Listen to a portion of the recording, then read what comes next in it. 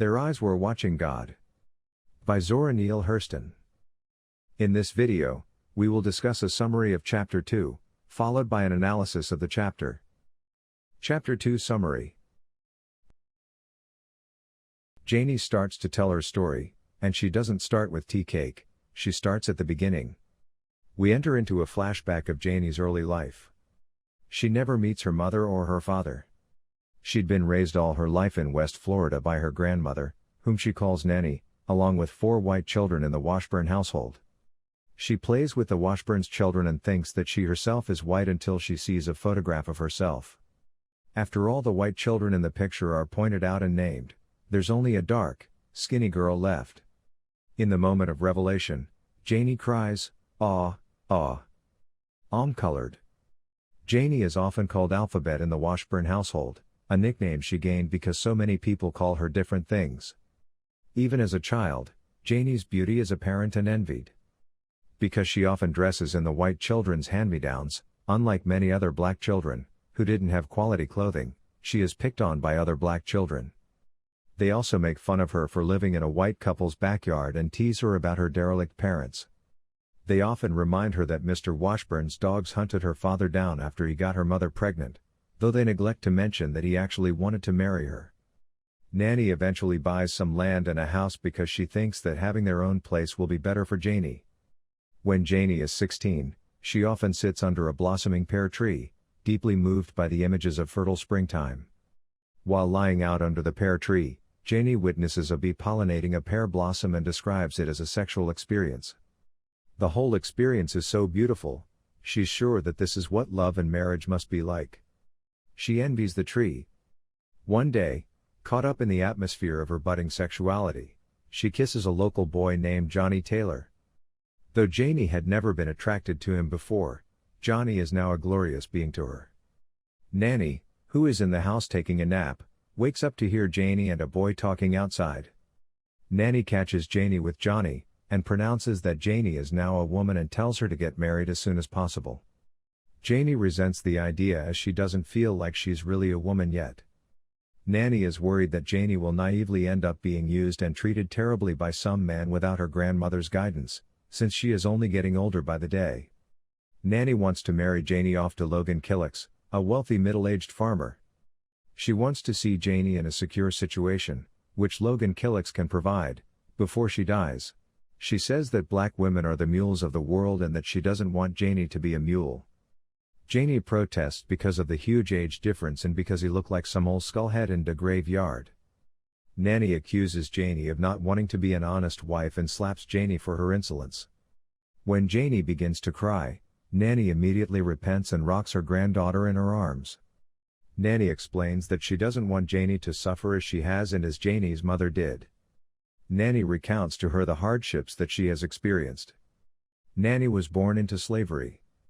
She was raped by her master and, a week after her daughter Leafy was born, her master went to fight during the last days of the Civil War.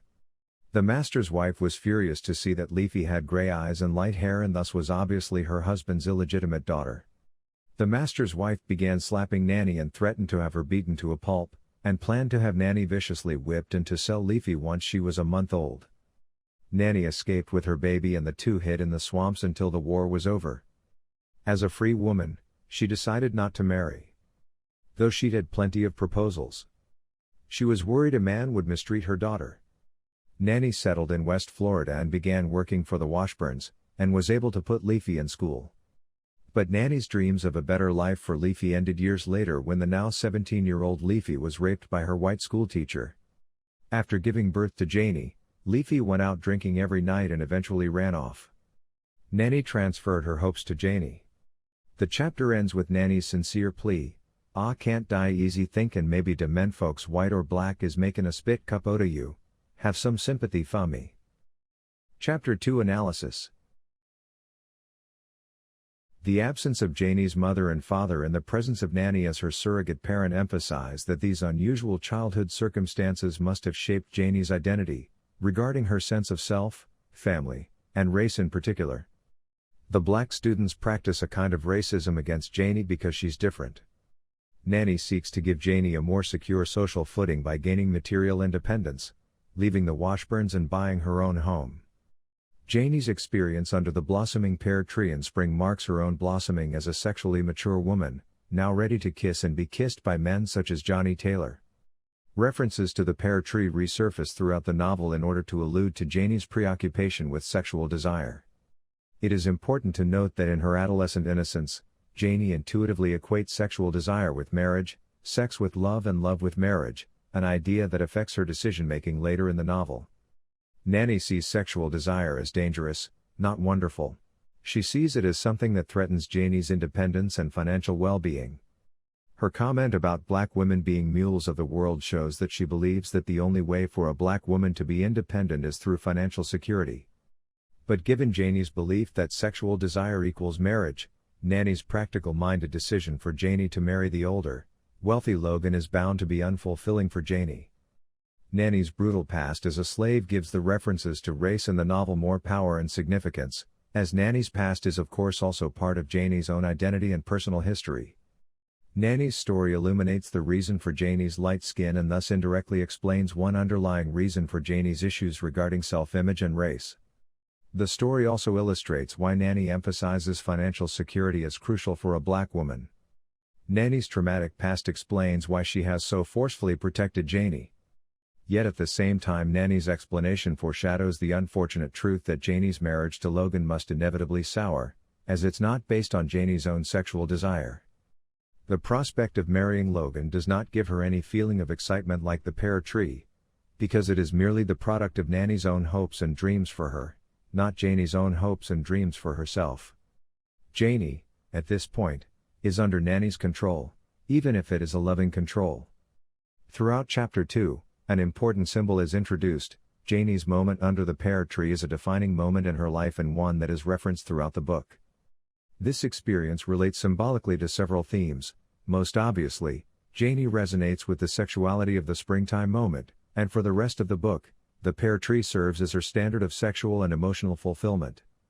At first glance, the tree seems to mirror traditional gender stereotypes. The tree, the female, waits passively for the aggressive male bee who penetrates its blossoms. But Hurston's careful language tweaks stereotypical notions of the female role. The thousand-sister calyxes arch to meet the love embrace and the ecstatic shiver of the tree. Although the tree waits for the arrival of the bee, the love embrace is reciprocal. From the opening passage of the book, it is clear that men and women are seen as fundamentally different. Janie doesn't want a male identity but rather a female one to parallel a male one. In the natural world, male and female impulses complement each other, creating a perfect union in a mutual embrace. Each gives the other what the other needs but does not yet possess. This ideal of love and fulfillment is at the center of Janie's quest throughout the book.